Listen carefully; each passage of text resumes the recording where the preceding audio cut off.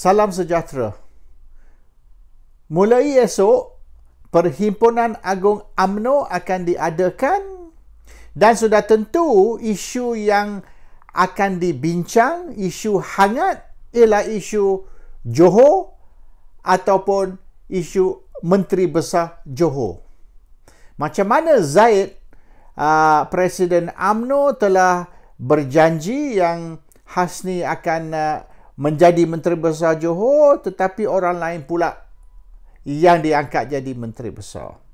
Dan semenjak semalam, budak-budak UMNO telah mengeluarkan video untuk menerangkan kepada ahli UMNO dan rakyat sebab apa Menteri Besar Johor ni dijanji orang lain, yang menjadi Menteri Besar orang lain.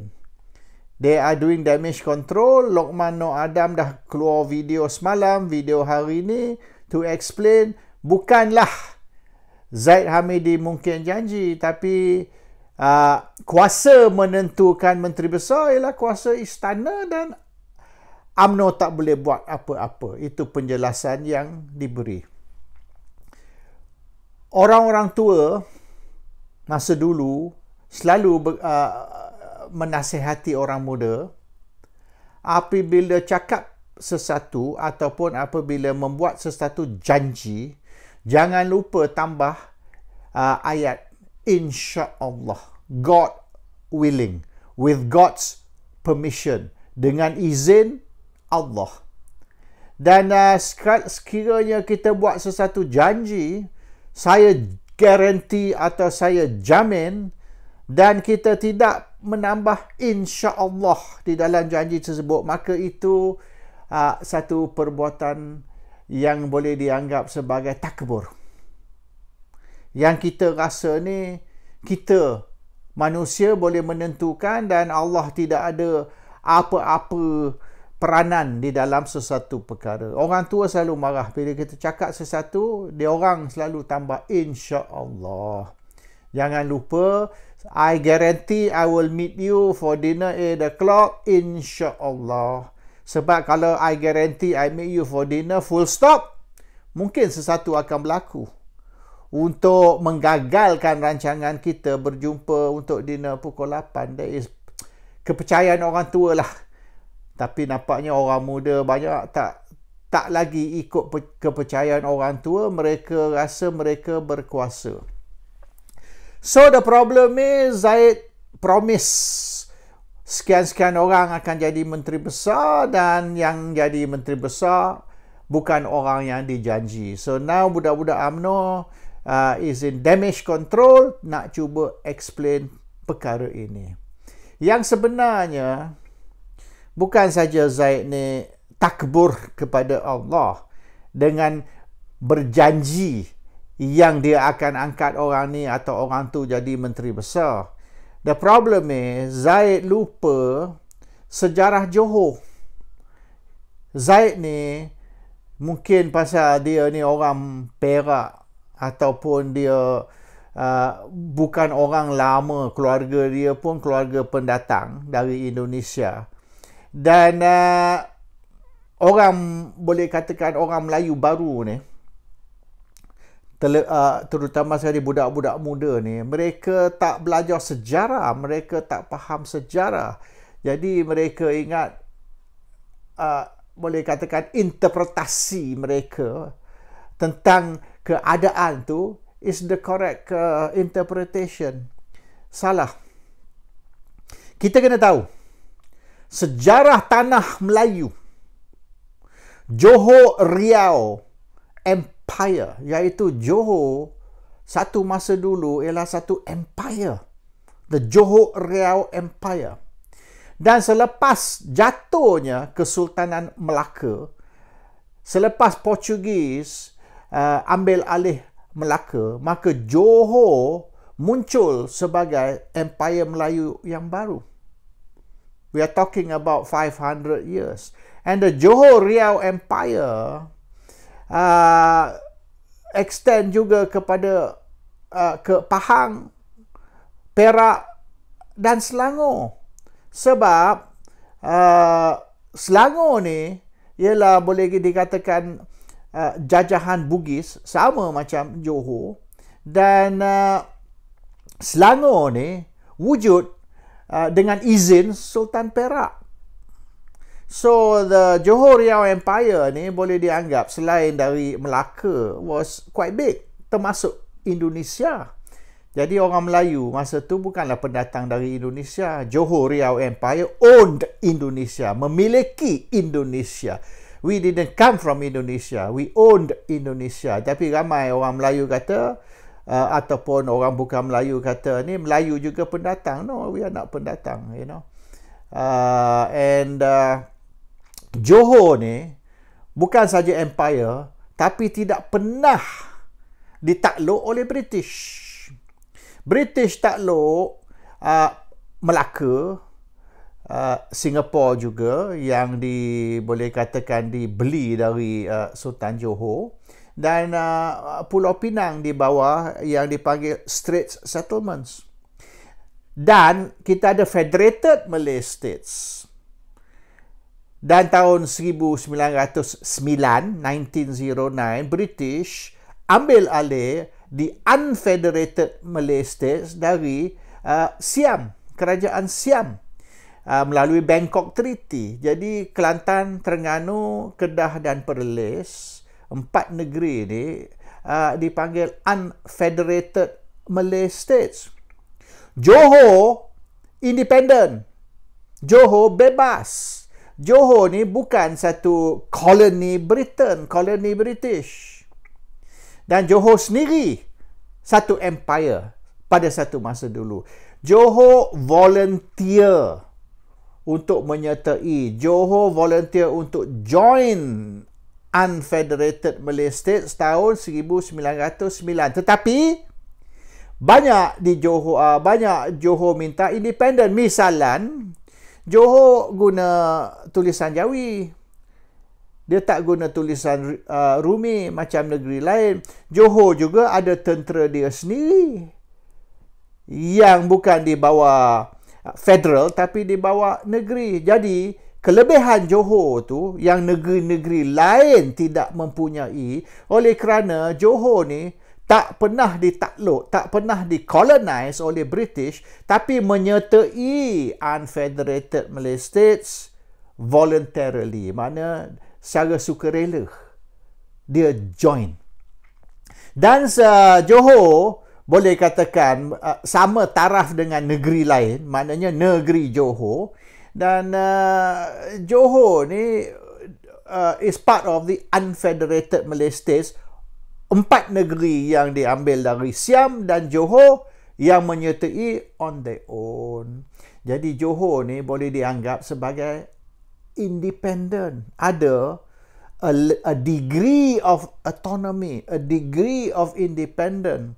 Tapi oleh kerana apabila tubuhnya Persekutuan Tanah Melayu, the Federation of Malay States, pada tahun 48, dan kemudian merdeka tahun 57 dan tubuh Malaysia tahun 63, maka Johor masih duduk dalam federation sampai hari ini. Tapi jangan lihat Johor ni sebagai sama dengan negeri lain. Johor is special. Johor is different from the other states. Ini Zaid Hamidi mungkin terlupa, atau mungkin Zaid Hamidi tidak belajar sejarah kot lah dengan di masa sekolah. So you tak boleh nak arah Sultan Johor macam you nak arah sultan-sultan lain. No. Dan masa Dun Johor, Dewan Undangan Negeri Johor dibubar, Zaid terpaksa menghadap tuanku dan mohon perkenan tuanku untuk bubar Dun Johor.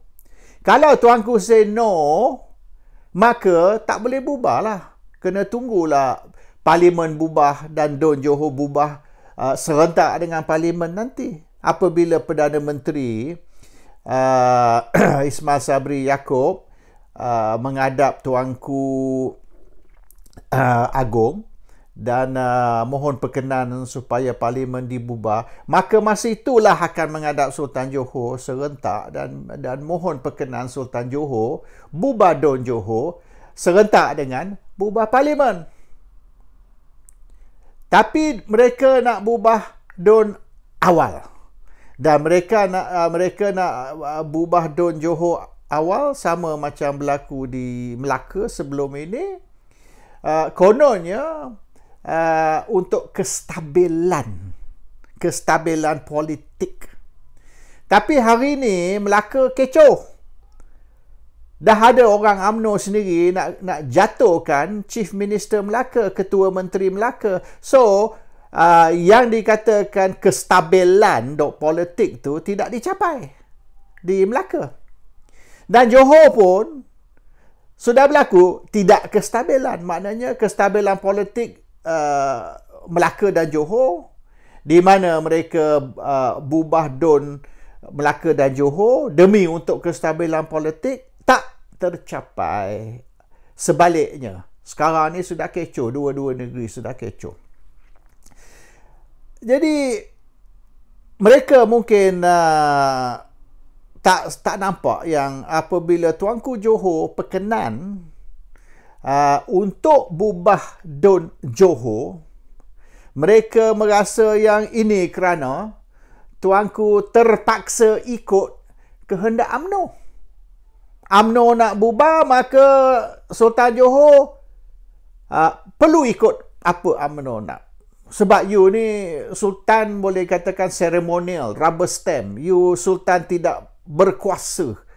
Sultan hanya sebagai ceremonial ruler without any executive powers. No. Semua Sultan ada executive power. Dan Johor lebih lagi. Sebab Johor bukan dipaksa masuk Malaysia atau masuk persekutuan. Johor volunteer. Johor boleh kata the state of Johor, kita boleh adakan the Islamic State of Johor di luar Malaysia. Tapi mereka choose to be in. Tapi jangan lupa, we are not your colony. We are independent. Jadi apabila Zaid menghadap tuanku minta bubar, tuanku kata okey. Tuanku boleh kata no. Better tak kenan, better tak setuju. Zaid tak boleh buat apa-apa. Tapi apabila tuanku kenan, setuju, bubar, dan apabila tarikh pilihan raya negeri Johor sudah ditetapkan, maka istana bolehlah menentukan siapa akan bertanding dan di mana. Dan apabila kerusi macap tu diberi kepada Menteri Besar yang sekarang ini, maka ramai orang UMNO tidak puas hati. Dan sekarang ni dia diangkat sebagai Menteri Besar Johor. Ramai lagi orang Johor, termasuk Syarif Samad dan ramai lagi. Tapi saya tengok yang lantang tu, yang bercakap banyak tu, pemimpin-pemimpin UMNO Johor hari ni senyap. Kecuali Syarif Samad lah. Tapi Syarif Samad dia memang boleh katakan radikal. Dia semua Perdana Menteri dia lawan, semua orang dia lawan. Jadi tak usah kira lah dia. Tapi yang lain tu tak berani bercakap. Sebab mereka tahu kalau dia cakap, tuanku akan hentam balik. And sekarang ni tuanku ataupun istana telah game UMNO. You nak bubar, okay, better setujulah you bubar. But once you bubar, I will decide. I'm in control. So sekarang ni, siapa kontrol Johor? UMNO ke istana? Dan mungkin ada yang berbisik-bisik. Tapi dia tak beranilah cakap secara terbuka. Takut tuanku murka, dia kena hentam nanti. Ada yang mula berbisik kata yang sebenar kerajaan Johor ni bukan kerajaan barisan. Tapi kerajaan Johor ni kerajaan istana. Iaitu kerajaan pintu belakang. timbul pula pintu belakang. Dia orang main isu pintu belakang. Tapi pintu belakang ni bukan UMNO masuk pintu belakang. UMNO dikudakan oleh istana. Bermaknanya kerajaan Johor ni ialah kerajaan istana pintu belakang. So the issue sekarang ni, UMNO cuba guna Don Johor, iaitu bubar Don, adakan pilihan raya yang baru. Dan mereka nak guna langkah bubar Don dan pilihan raya ni untuk nak mereka katakan untuk nak stabilkan politik Johor, dan untuk UMNO atau barisan increase their majority.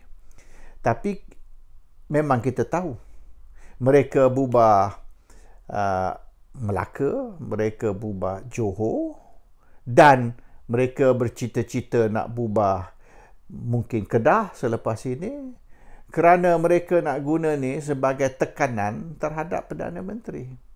Iaitu mereka nak tekan Perdana Menteri, dan ini mungkin akan ditimbul di PAU besok, ialah secara bubar Parlimen. Kalau Parlimen boleh dibubar dan pilihan raya umum atau PRU15 tergempar boleh diadakan setahun awal dari jadual, iaitu pertengahan tahun depan, maka mereka akan guna PRU15 untuk nak jatuhkan Perdana Menteri. Ini matlamat mereka. Mereka nak guna pilihan raya untuk nak kudeta, to oust Perdana Menteri Ismail Sabri. And kita dah ceritalah benda ni, ini melibatkan kes mahkamah dan sebagainya, di mana Zaid Hamidi, terutama sekali Zaid Hamidi, nampaknya sangkut. Kalau kita ikut perkembangan perbicaraan mahkamah Zaid Hamidi, nampaknya dia tak lepas. Dia akan masuk jail. Dan cuma Perdana Menteri saja yang boleh selamatkan dia dari masuk jail. Either melalui gugurkan charge, tarik balik kes, ataupun kalau dia sangkut, melalui memberi royal pardon, pengampunan macam kes Anwar Ibrahim, di mana dia habis exhausted all legal avenue, sampai nak even rayu kepada federal court dan minta semakkan kes dia, semua gagal. Akhirnya terpaksa minta pengampunan dari Agong untuk nak keluar. Jadi mungkin itu terpaksa dilakukan atau perlu dilakukan terhadap kes Ahmad Zaid ni. Tapi bermaknanya selama ini kalau Zaid didapati bersalah dan dia karier politik dia habislah. Jadi macam Anwar Ibrahim lah. Anwar Ibrahim ni walaupun dibebaskan dari tuduhan ataupun dilepaskan dari penjara melalui pengampunan, royal pardon, tapi habis. Anwar boleh retire lah. His politics is finished. Masa depan tidak ada lagi lah untuk Anwar. Itu akan berlaku kepada Zaid juga, yang claim dia ni anak murid Anwar dan dia akan ikut cikgu dia dan akan tidak relevan lagi dia dalam politik Malaysia. Jadi kalau Perdana Menteri tak campur tangan, memanglah Zaid ni sangkut dan politik Zaid pun habis. Dan sekiranya Perdana Menteri sekarang ni, Ismail Sabri Yaakob, tidak mau campur tangan ataupun salah guna kuasa untuk membantu Zaid, maka Perdana Menteri perlu ditukar. Perdana Menteri baru kena ambil alih yang akan membantu Zaid. Jadi inilah rancangan mereka. Dan langkah pertama Melaka, langkah kedua Johor, dan mungkin langkah ketiga Kedah, selepas tu pilihan raya umum, naik Perdana Menteri baru dan selesailah masalah Zahid, kes-kes mahkamah dia semua settle. Tapi Melaka sudah kecoh, Johor pun sudah kecoh, dan kalau macam ni mungkin bahaya kalau diadakan pilihan raya negeri Kedah. So ada ke rancangan mereka untuk mengubah parlimen ni berjaya ke tidak? Ini masalah Zahid dan masalah UMNO. And UMNO mungkin akan busy nak selesai masalah politik Melaka, masalah politik Johor. Sebab Ketua Menteri Melaka dia orang nak gulingkan. Baru tak berapa lama baru nak gulingkan. Dan Menteri Besar Johor yang baru ni, mereka tidak akan terima, akan berlaku macam-macam tindakan sabotaj selepas ini. Dan mereka akan cuba sedaya upaya mereka untuk membuktikan yang Istana Johor ni silap. Istana Johor ni angkat naik menteri besar yang tidak boleh diterima oleh rakyat dan tidak boleh diterima oleh UMNO. Dan banyak akan berlaku kekecohan dan sabotaj terhadap Menteri Besar Johor yang baru ni. So UMNO will be busy fighting internal conflict, gaduh sama-sama sendiri, dan akan berlaku macam Pakatan Harapan di mana internal problem mereka, pergaduhan sama-sama sendiri menyebabkan prestasi Pakatan di Melaka dan juga Johor boleh dikatakan teruk. Oleh kerana banyak tindakan mereka boleh dianggap sebagai tindakan bunuh diri. So, sekarang ni nampaknya istana berjaya game, checkmate, Zahid Hamidi. Now, Zahid has got to explain mulai esok di Perhimpunan Agung UMNO. Zahid perlu explain, perlu jelaskan what happened in Johor. Ada ke Zahid ni salah langkah? Ada ke Zahid ni overconfident? Ada ke Zahid ni takbur? Dia ingat dia boleh arah istana dan istana terpaksa ikut apa dia nak dengan tidak menyedari yang dia termasuk perangkap. Zahid ni termasuk perangkap. Zahid ni berubah Dun Johor sebagai agenda dia untuk nak menjatuhkan Perdana Menteri. Akhirnya tuanku dengan senyum setuju supaya Dun Johor dibubar. Once dah bubar, then istana checkmate Zahid. So Zahid ni boleh katakan satu political defeat di Johor. And orang UMNO, ahli UMNO tidak puas hati dan mereka akan cari satu mangsa untuk disalahkan, dan mereka tidaklah boleh secara terbuka hentam istana, hentam sultan. Mereka terpaksalah hentam Presiden UMNO. Oleh kerana Presiden UMNO ni salah langkah, Presiden UMNO ni mungkin takbur. Dan Presiden UMNO ni rasa yang he is in control of the whole situation, padahal bukan dia yang nak kudakan istana, tapi dia menjadi kuda istana. That is the fate of Zahid. So Zahid has got to focus on his own political problems dan jangan fokus sangat atas konspirasi nak menjatuhkan Perdana Menteri. Oleh kerana silap-silap nanti Zahid yang akan jatuh, bukan Perdana Menteri. Salam sejahtera.